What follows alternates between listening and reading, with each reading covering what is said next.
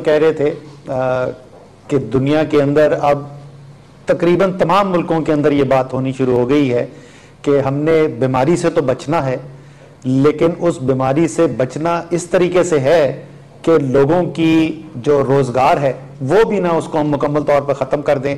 ज़ाहिर है कि अमीर मुल्क जो हैं उनके अंदर, उनके अवाम के अंदर, उनकी रियासत के अंदर इससे ज़्यादा सकत मौजूद होती है कि वो बेरोज़गार में अगर कमी हो तो फिर भी बर्दाश्त के काबिल रख सकते हैं। पाकिस्तान जैसे मुल्कों के पास वो सकत भी उससे बहुत कम है, लेकिन हमें साथ बीमारी से बचाना भी है। तो इसीलिए हमने आपको बताया था आज से कोई हफ्ता पहले, 8 दिन पहले आपको हमने ब्रीफिंग की थी कि हम जो है अब चाहते ये हैं कि फौरी तौर पर इकदामात के लिए तो आपने ये कर दिया कि आपने बंदिशें लगा दी और बड़ी सख्त बंदिशें लगा दी।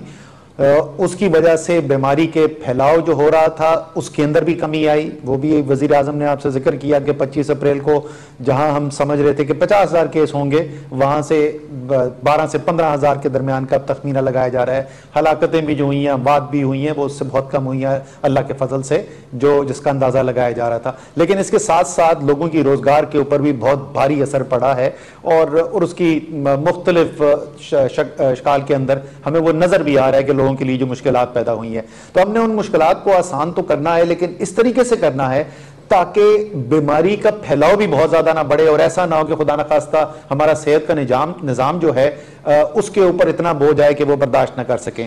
तो उसके लिए जो पॉलिसी हम बनाना चाहते हैं, मैं सादा अल्फाज में आपको अगर समझाने की कोशिश करूं कि ये सब बंदिशें क्यों लगाई जाती हैं, क्यों लोगों को कहा जाता है कि जी किसी को घर से भी ना निकलने दें।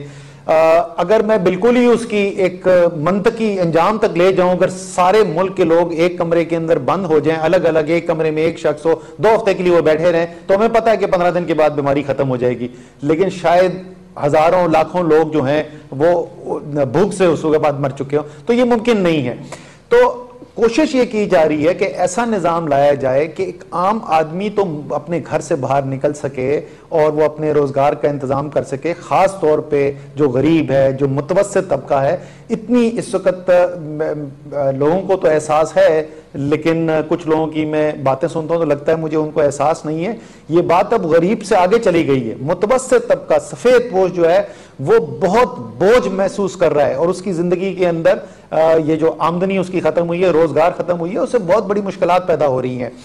तो हम जो है मौका दें कि ये लोग जो हैं, ज़्यादा से ज़्यादा लोग, ख़ास तौर पे उन एरियाज़ के अंदर जो एक्सपर्ट्स बैठे, उन्होंने कहा कि इसके अंदर इतना ख़तरा नहीं है, हमने रिलैक्सेशन कर दी। तो उसके साथ साथ हम अगर ऐसा एक निज़ाम ले आए कि जहां हम उस शख्स तक पहुंच सकें, हमें पता चल सके कि किसको ये बीमारी लग चुकी है, तो उसके लिए पहला काम आपने क्या करना है, आपने टेस्ट करने की सलाहियत बढ़ानी है। और मुझे बड़ी खुशी है बताते हुए, ये भी मैंने आपको आज से कोई हफ्ता 10 दिन पहले बताया था कि जब हमने शुरू किया तो 15 मार्च को पाकिस्तान में 473 टेस्ट हुए थे और हमने ये कहा कि हम अप्रैल के आखिर में 25,000 तक पहुंचना चाहते हैं। जिस वक्त हमने ये ऐलान किया था उस वक्त तकरीबन 2,500 टेस्ट हो रहे थे। ये एक हफ्ता पहले की बात है। पिछले 3 दिन के अंदर हम पहले 5,800 पे पहुंचे, फिर 6,200 पे पहुंचे और कल 6,400 से ज्यादा टेस्ट किए गए। यानी इस अरसे के अंदर, सिर्फ 1 माह के अरसे के अंदर हमने तकरीबन 15 गुना, 14 से 15 गुना इजाफा कर लिया है अपनी टेस्टिंग कैपेसिटी के लिए। इसमें लेबोरेटरीज जो है जहां पे जो टेस्ट होते हैं उनके अंदर तकरीबन 3 गुना इजाफा हो गया है। पीसीआर मशीन्स जो होती हैं उनके अंदर इजाफा किया गया है। वो जो इक्विपमेंट, जो सप्लाईज यूज होती हैं इसके लिए, टेस्टिंग किट्स जो होती हैं, उसमें तो बहुत ज़्यादा इजाफा किया गया है। हमारे पास लाखों किट्स अवेलेबल हो गई हैं।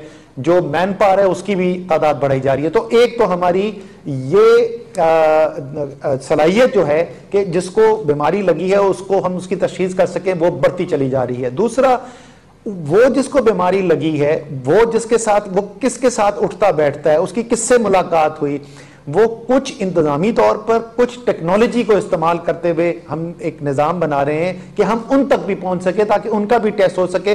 अगर उनमें से किसी को बीमारी उस बीमार शख्स से लग चुकी है तो हम उस तक भी पहुंच सके। और आखिरी उसका हिस्सा यह होगा कि फिर उनको किस तरीके से उनको ज्यादातर हम ये सरकारी निजाम के अंदर वैसे भी सलाहियत नहीं है, और मगरिब का इस वक्त तजुर्बा भी ये रहा है कि ये जो क्वारंटीनिंग सेंटर्स बनाए गए हैं, अगर ज्यादा हम उसके ऊपर इंसार करेंगे तो एक राय ये भी है कि उससे बीमारी फैली है। तो ये घरों के अंदर अपने ही हमारे समाजी जो नेटवर्क्स हैं उसी को हमने इस्तेमाल करते हुए करना है। इन तमाम चीज़ों के लिए एक हमने पायलट टेस्ट किया था, तमाम सूबे उसके अंदर शामिल थे, मुख्तलिफ डिस्ट्रिक्ट्स उनके शामिल थे। टेस्ट रिजल्ट्स आ गए, आज उनकी नेशनल कमांड सेंटर के अंदर प्रेजेंटेशन हुई टेस्ट रिजल्ट्स की। हमने तमाम अमूमी तौर पर चीफ सेक्रेटरी तो होते ही हैं और रोजाना की बुनियाद पर होते हैं, लेकिन आज हमने खसूसी तौर पे जो सेहत के मिनिस्टर्स हैं, हेल्थ मिनिस्टर्स हैं तमाम सूबों को, उनको भी बुलाया हुआ था और उनके साथ भी राय की। तो इत्तफाक़ राय ये हुआ है कि हमने इसी निज़ाम को अब आगे लेके चलना है, इसकी सलाहियत को और बढ़ाना है और एक ऐसी सूरत हाल पैदा करनी है कि लोग जो हैं वो अपने रोजगार के लिए भी निकल सकें, खुसूसी एहतियाती तदाबीर के साथ। अब हम वहां पर आज वापस नहीं जा सकते जैसे आज से 2 महीना पहले हम जिंदगी गुजारते थे या जिस तरीके से हम कारोबार करते थे। एहतियाती तदाबीर अपनानी होंगी, लेकिन उनको अपनाते हुए ज्यादा से ज्यादा लोग जो हैं वो मरहला वार हम उनको रोजगार के मौके दे सकें, और साथ साथ ये सेहत का निज़ाम जो है, इसी के साथ जो सेहत की फैसिलिटीज़ हैं, सहूलियात हैं, उसमें भी इजाफा किया जा रहा है। जो हॉस्पिटल बेड्स हैं उनमें इजाफा किया गया है, जो वेंटिलेटर्स हैं उसके अंदर भी इजाफा किया गया है, लेकिन उतना इजाफा करने में हम कामयाब नहीं हुए जितनी हमारी ख्वाहिश थी। और वो आजकल तो सब आप देखते होंगे, इस वक्त BBC और CNN और आलमी मीडिया भी देखते हैं। ये सूरत हाल जो है ये दुनिया के अमीर तरीन मुल्कों के अंदर भी है, चाहे वो आप बरतानिया देख लें, आप इटली देख लें, स्पेन देख लें, अमेरिका देख लें, हर जगह से आपको ये सुनने को मिलेगा कि ये जो मेडिकल का इक्विपमेंट है जितना चाहिए वो तमाम, क्योंकि दुनिया मांग रही है, तो वहां तक तो हम पहुंचने में कामयाब नहीं हो पाए। जुस्तजू जारी है जितना हम चाहते थे, लेकिन पहले से सलाहियत बढ़ाने के अंदर हम कामयाब हुए हैं।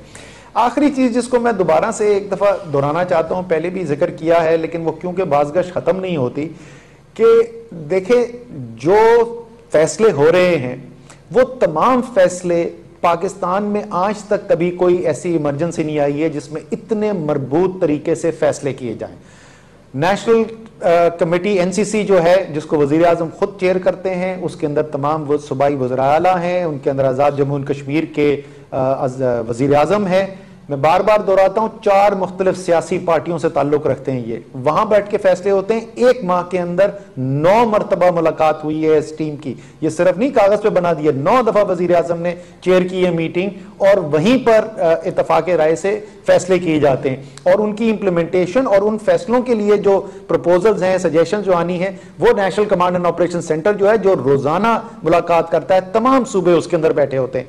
अब पिछली दफा का 14 अप्रैल का वो मेरे लिए थोड़ा सा बाइस तकलीफ भी था, और मुझे यकीन है कि और बहुत सारे पाकिस्तानी जो पाकिस्तानियत रखते हैं उनके लिए भी शायद तशवीश होगी कि हमने एक दिन 13 तारीख को मीटिंग हुई NCC की। वहां पर एक वजीर आला जो हैं उन्होंने कहा कि जी हमें ये मजीद मालूमात की जरूरत है, इससे पहले कि हम एक किसी फैसले पे पहुंच चुके हैं। वजीर आजम ने कहा कि जी बिल्कुल ठीक है, हम दोबारा कल मीटिंग कर लेंगे। फैसला हुआ अगले दिन सुबह को national command and operation centre में वज़रा आला और आजाद कश्मीर के वजीर आजम भी बैठेंगे। हमारी उनके साथ पूरी तफसीली बात हुई। दोबारा को 14 तारीख की दोपहर को दोबारा फैसला होता है, इत्तफाक राय से फैसला होता है। यहां पे भी कमरे में कुछ लोग मौजूद हैं जो उस मीटिंग के अंदर थे। मैंने बताया जी सुबह को हमारा क्या इत्तफाक राय हुआ है, एक एक करके तमाम वज़रा आला और आजाद जम्मू एंड कश्मीर के वजीर आजम ने कहा कि जी बिल्कुल ये अभी जो असद उमर ने कहा है वजीर आजम साहब, यही हमारा इत्तफाक राय है। हम वहां से उठते हैं, हम बाहर निकलते हैं और आधा घंटा भी नहीं लगता तो हमें ऐसे लगता है कि हमने कोई ऐसा फैसला कर दिया जो सबकी मर्जी के खिलाफ था। इससे मुल्क को फायदा नहीं हो रहा है, और मेरा साथी तौर पे ये मानना है कि इससे किसी की सियासत का भी फायदा नहीं हो रहा है, क्योंकि इस सूरत हाल के अंदर कौम आपको और हम सबको मुत्तहिद देखना चाहती है। लेकिन मैं कम से कम आपको ये बता सकता हूं, और उस पर मैं तारीफ भी करना चाहता हूं कि ये तमाम सियासी पार्टियों के लोग जो बैठते हैं फैसला करने के लिए, फैसला साजी जो है वो बड़े मुनज्जम तरीके से हो रही है, वो बाहमी मुशावरत से हो रही है।